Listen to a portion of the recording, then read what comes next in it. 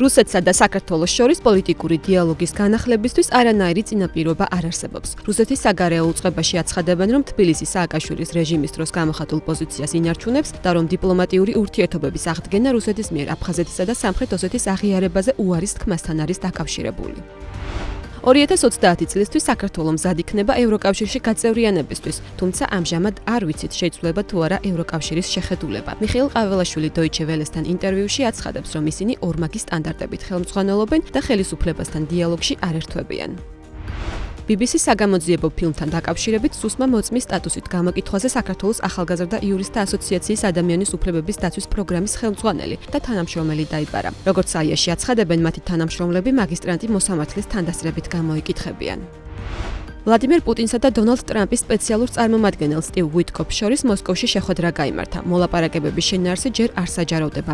თუმცა პუტინის მრჩევლის იური უშაკოვის თქმით, სამშვიდობო დოკუმენტზე კომპრომისული შეთანხმების მიღწევა ვერ მოხერხდა.